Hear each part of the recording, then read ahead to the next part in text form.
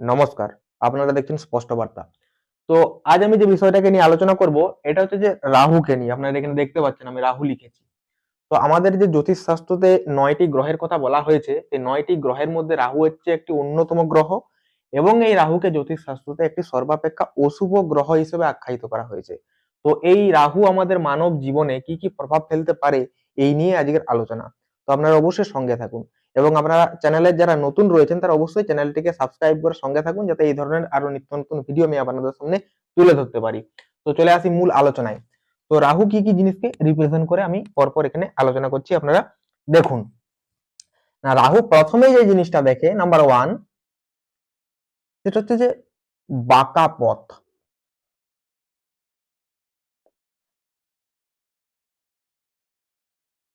বাঁকা পথ মানে এই নয় যে রাস্তা বাঁকা। বাঁকা পথ মানে একটা উদাহরণস্বরূপ হিসেবে বলা হয়েছে যে আমরা সমাজে যে সমস্ত মানুষ রয়েছি তারা কখনো সোজা পথে চলি না। রাহু প্রভাবিত ব্যক্তিরা তারা সবসময় কি করে, তারা সবসময় বাঁকা পথটাকে পছন্দ করে। অর্থাৎ রাহু যার জন্মছকে যত বেশি প্রবল, সে তত বেশি বাঁকা পথে যেতে পছন্দ করবে জীবনের, তার যে জীবনের যে গতিপথ সেখানে। অর্থাৎ সে কিন্তু সহজ সরল ভাবে জীবন যাপন কখনোই করতে চাইবে না। সে সবসময়ই চাইবে আমি বাঁকা পথে চলে জীবনটাকে অতিবাহিত করব। নাম্বার টু যে জিনিসটাকে দেখে সেটা হচ্ছে হীনতা।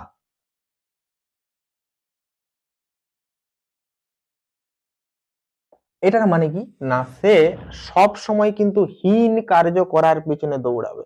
সে কখনোই যে ভালো কাজ করব এই ধরনের মেন্টালিটি তার মধ্যে কখনোই থাকবে না। সে সব সময় চাইবে যে আমি কোনো খারাপ কাজ করব, কোনটা হীন কাজ আমি করব, এই ধরনের মেন্টালিটি সাধারণত নিয়ে আসে কিন্তু এই রাহুতে।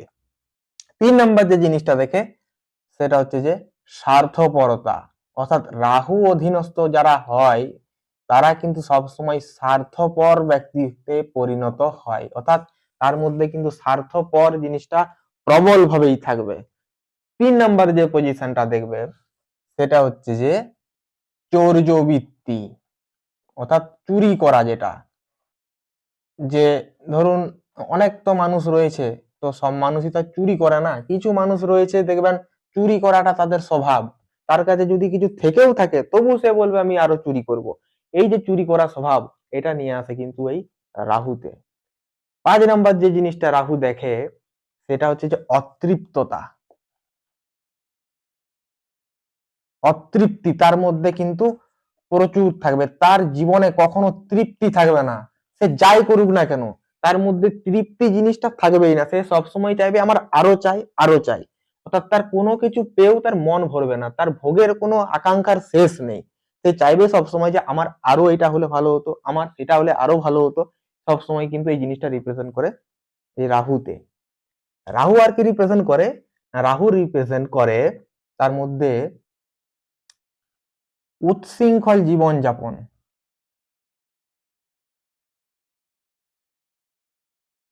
উচ্ছৃঙ্খলতা অর্থাৎ তার মধ্যে যে জিনিসটা থাকবে সেটা হচ্ছে সে সবসময় কি করবে না, উচ্ছৃঙ্খল জীবনযাপন সে কিন্তু পালন করবে। রাহু আর একটা জিনিসকে রিপ্রেজেন্ট করে, সেটা হচ্ছে যে সে সবসময় ক্রোধ, সে ক্রোধকে কখনো কিন্তু নিয়ন্ত্রণ করতে পারবে না। সে তার গুরুজন থেকে শুরু করে যাবতীয় বন্ধু বান্ধব থেকে শুরু করে যেই সমাজেই থাকুক না কেন সব সময় কিন্তু নিজের ক্রোধকে কখনোই সে নিয়ন্ত্রণ করতে পারবে না এবং ক্রোধের বশবর্তী হয়ে এসে একটার পর একটা খারাপ কাজ করতে সে বিন্দুমাত্র কিন্তু দ্বিধাবোধ করবে না। রাহু রিপ্রেজেন্ট করে ধর্ষক। আমরা এখনকার দিনে দেখি প্রায়শই যে অমুক জায়গায় ধর্ষণ হয়ে গেছে, অমুক জায়গায় ধর্ষণ হয়ে গেছে। এটা তো সমাজে একটা অতি কুরুচিকর কাজ এবং এই কাজের কোনো ক্ষমা নেই। তো এই কাজটা কে করায়, এই কাজটা করায় কিন্তু এই রাহুতে। রাহু প্রভাবিত ব্যক্তি সে ধর্ষক হয়ে যায়। রাহু প্রভাবিত ব্যক্তি হতে পারে খুনি। অর্থাৎ রাহু যার যত প্রবল সে কিন্তু মানুষকে মারতেও বিন্দু মাত্র দ্বিধাবোধ করে না। রাহু খুনি তৈরি করে। রাহুতে কি করায়, হাজতবাস।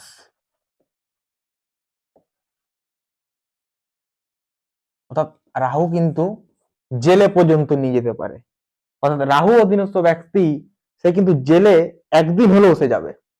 রাহু রিপ্রেজেন্ট করে একজন ব্যক্তি কতটা দুর্নীতি পরায়ণ হবেন।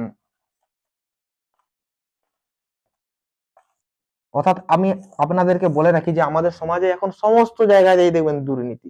তো এই দুর্নীতিটা করাই কে? এ রাহুতে। রাহু যার যত প্রবল সে তত বেশি দুর্নীতি পরায়ণ ব্যক্তিতে পরিণত হবে। রাহু রিপ্রেজেন্ট করে হঠাৎ অ্যাক্সিডেন্ট। অর্থাৎ রাহু কিন্তু যার যত বেশি প্রবল দেখবেন সমস্ত কাজেই তার সাডেন হয়ে যাবে। সেটা অ্যাক্সিডেন্ট হতে পারে, সেটা তার বড়লোক অবস্থা থেকে ভিখারিতে পরিণত করে দেয়। অর্থাৎ রাহু যার যত প্রবল আপনারা দেখবেন যে একজন রাজা মানুষও কিন্তু ভিখারি হয়ে যেতে পারে এই রাহু যদি তার খুব প্রবল হিসাবে থেকে থাকে।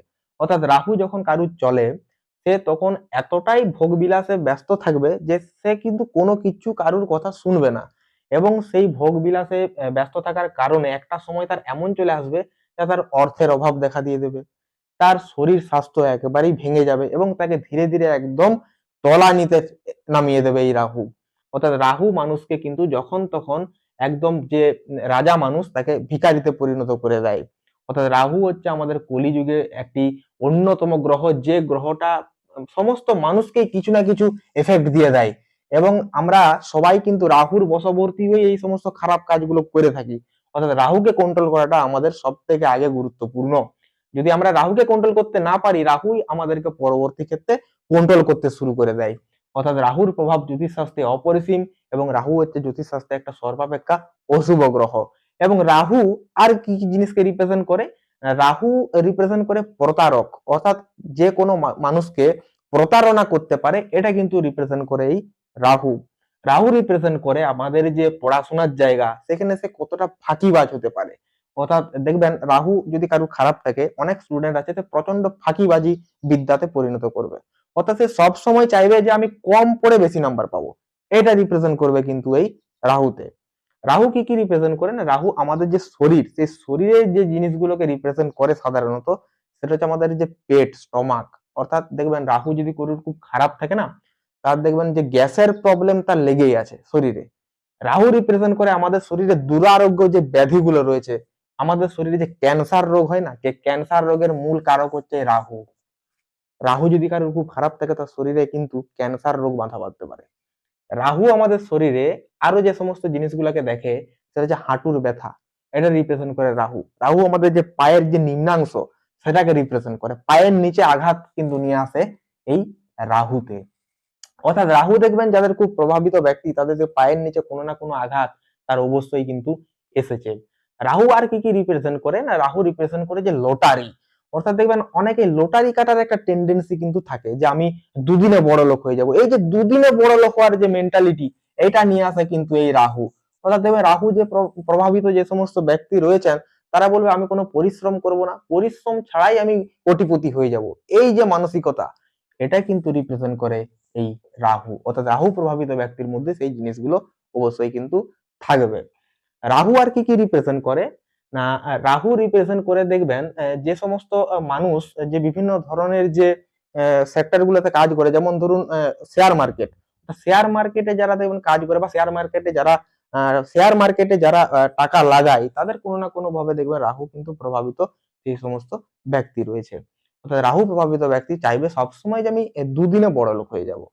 রাহু আর কি কি রিপ্রেজেন্ট করে না, রাহু কিন্তু রিপ্রেজেন্ট করে আমাদের যে গল ব্লাডার শরীরে, এই গল ব্লাডারে কিন্তু অনেকের যে পাথর হয়ে যায়, পেটে পাথর হয়ে যায়, এগুলোকে কিন্তু রাহুর প্রভাবিত কারণের মাধ্যমেই কিন্তু হয়ে থাকে।